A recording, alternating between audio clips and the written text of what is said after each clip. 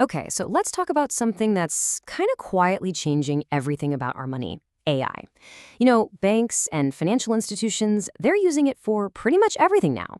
And because of that, there's a whole new rule book in town. So we're going to break down what that actually means for you and your wallet. I mean, think about it. Could an AI deny your loan? It's a pretty wild question, right? But it gets right to the core of why all of this is so important. Next time you apply for a credit card or a mortgage or any kind of loan, the final yes or no might not even come from a person. It could be an algorithm. So the big question is, how do we make absolutely sure that process is fair for everyone? Well, that's exactly where these new guidelines come into play. And I want you to think of them less like some boring, dense legal document and more like a protective shield for you, the consumer. The whole point is to make sure that any AI touching your finances is safe, it's transparent, and it's working for you, not against you. All right, so here's the plan. We're going to look at when AI is managing your money, how we're fighting algorithmic bias, what your right to understand really means, securing your financial data, and keeping humans in the loop. And then we'll wrap it all up to see what this smarter, safer finance looks like. All right, first things first. When do these rules even matter? Well, this whole new rulebook kicks in anytime AI is involved in a few key ways. Like if it's interacting directly with you, maybe giving you financial advice, or if it's making decisions that affect your money and your rights, or even if it's just a critical part of how the bank runs its business. Basically, the short version is, if an AI is touching your money, these rules apply. Simple as that. Okay, let's get into the first and honestly, maybe the most important pillar of this whole thing, fairness. The number one goal here is to tackle something called algorithmic bias.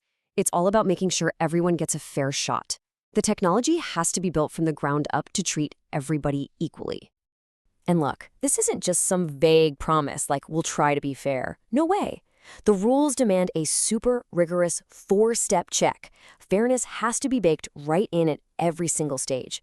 We're talking from the very beginning, the algorithm's design, the data it learns from, all the way to the end when that service actually reaches you.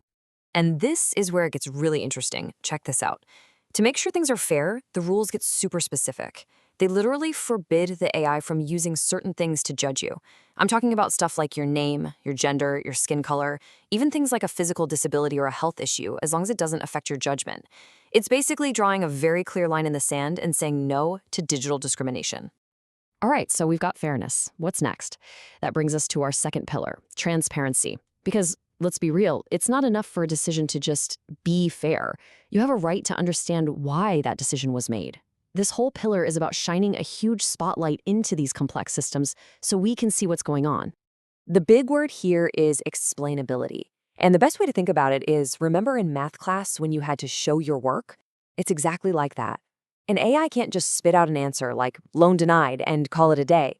It has to explain how it got there. So if you're denied a credit card, it has to point to real reasons, like, say, your debt-to-income ratio is too high, or maybe you have a short credit history. It can't just give you that classic computer says no.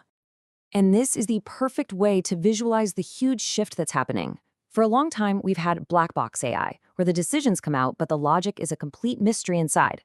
We're now demanding glass box AI. The goal is to make the whole process totally transparent so that it can be looked at, it can be questioned, and it can be understood by actual human beings. So what does all this transparency actually mean for you? Well, it gives you specific, really powerful rights. You have the right to know when you're talking to an AI. You have the right to know how to use the service. You have the right to choose if you even want to use it. And, this is a big one, you have the right to ask for a non-AI human alternative. The bottom line is, you are in control. Okay, so obviously all of this AI runs on data, a ton of data. And a lot of that is your sensitive personal information. So that brings us to our third pillar, security. You can think of these rules as building a digital fortress to protect your financial life. And we're not just talking about having a strong password here. This is way beyond that. The regulations demand a complete multi-layered defense system. We're talking about everything from protecting your basic right to privacy to stopping data leaks, all the way to having robust, active defenses to fight off hackers and malware. It's the whole shebang. And that brings us to our fourth and final pillar, and it's a really important one. It's all about making sure that no matter how smart these computers get, humans are still in charge. This is the pillar of accountability. It means that at the end of the day, a person, not a machine, is responsible for what happens. And this accountability isn't just an idea. It's literally built into the structure of the company. The rules require a clear chain of command for watching over the AI. It starts at the very top, with a senior executive or a whole committee. Then it goes down to a specific team that manages the AI day to day. And it requires constant training for everybody involved. So there's absolutely no passing the buck. So let's step back for a second. When you put all 4 of these pillars together, you've got fairness, transparency, security, and accountability. What do you end up with? Well, you get a blueprint for a future of finance that isn't just smarter, but is also way, way safer for all of us. So what does this look like in the real world? First off, 100% compliance. These aren't just friendly suggestions. These guidelines are built to make sure banks and financial companies follow every single law and regulation to the letter. There's zero room for cutting corners. Second, it means 360-degree protection for you. The whole framework is designed to cover every possible risk from every single angle. It's that protective shield we talked about at the very beginning, and now you can see exactly how it's put together to keep you safe. And finally, this isn't a set it and forget it kind of deal. The rules demand 24/7 continuous monitoring. Think of it like a living, breathing system that's constantly being watched, tweaked, and improved to keep your money and your data safe around the clock. You know, there is a phrase from the actual guidelines that I think just nails the whole idea here.